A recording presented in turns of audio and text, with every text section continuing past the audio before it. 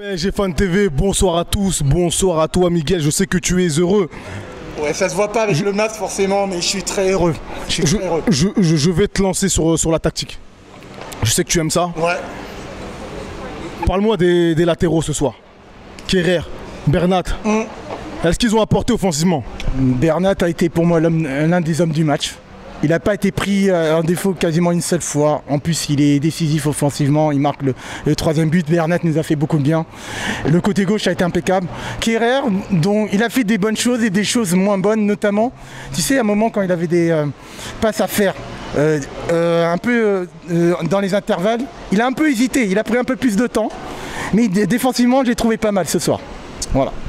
Est-ce que ça ne serait pas dû aux consignes de Thomas Tuchel quant aux performances de Kerrer? Parce qu'on se dit il n'apporte pas assez offensivement, même s'il apporte. Je ne dis pas qu'il n'apporte pas parce qu'il a apporté dans le passé, il a apporté ce soir également.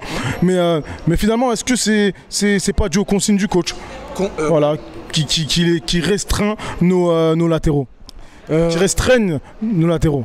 Les consignes, oui, je suis d'accord avec toi, parce que comme il sait que Tuchel sait que Bernat aime beaucoup se projeter vers l'avant, il fait un peu, je pense qu'il s'inspire un peu d'Aimé Jacquet en 98, quand c'était Lizarazu Bernat qui montait tout le temps, aller-retour, et on peut dire pas le même niveau qu'Kerrer, mais Kerrer c'est un peu Thuram qui faisait le troisième défenseur central pour bloquer les attaques de Leipzig. On savait que Leipzig était très performant côté gauche, notamment Angelino, qui a été l'un des meilleurs ce soir de Leipzig, on l'a beaucoup vu.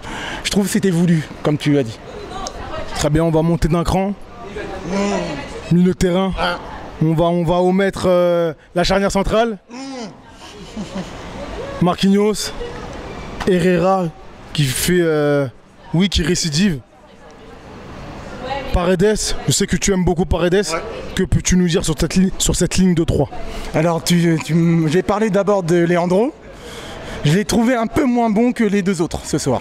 Mais il a fait son match, Au début, tu sais, il a perdu 2 balles un peu dangereuses au début, mais finalement sans conséquence. Et moi, je vais faire un focus sur Herrera.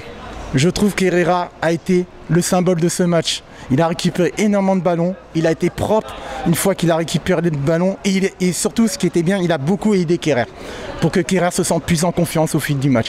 Et Marquinhos, pour moi, ça fait longtemps que je n'avais pas vu un Marquinhos aussi performant. Il a été impeccable. Très très bon devant la défense. Et ça a encore plus solidifié Silva Kipembe qui ont été déjà solides. Au quart de finale, ils ont été très bons. Et Marquinhos a été top pour moi. Très bon match de Marquis. Enfin, pour terminer, qui a été ton meilleur attaquant ce soir, sur les 3? Eh ben, je vais vous surprendre. C'est Di Maria. Moi, je suis pas surpris. Voilà, Di Maria. Seul qui a inscrit un but. Pas seulement, je trouve que Di Maria il a été propre, fluide, il a fait une passe d'ess, il marque. Di Maria a été impeccable pour quelqu'un qui n'avait pas joué depuis très longtemps, depuis la finale de la Coupe de la Ligue contre Lyon. Di Maria était top, il a marqué, décisif. Je le sentais qu'elle allait marquer parce que moi j'avais dit, même si je parie pas, j'avais senti une victoire Paris 2-0, je me suis dit Di Maria va marquer, c'est ce qui s'est passé. Di Maria pour moi a été le plus performant. Neymar a fait son match, Mbappé aussi. Pour moi Mbappé il n'est pas encore 100%, mais ils ont fait leur match. Mais Di Maria a été meilleur des 3. Merci à toi Miguel. Et rendez-vous dimanche.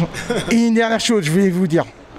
Moi je suis plutôt âgé. J'ai eu la chance de connaître les 2 finales européennes en 96 et en 97, avec la victoire contre le Rapide de Vienne et 97 malheureusement la défaite contre Barcelone. Je suis très content pour la nouvelle génération qui voit le PSG en finale du Coupe d'Europe, et en plus c'est la plus prestigieuse des compétitions. C'est super, comme l'équipe de France pour la Coupe du Monde pour 2018, et j'espère la même issue, mais moi j'y crois, je pense que c'est la bonne pour Paris. Merci à toi. Merci Byron, et allez Paris.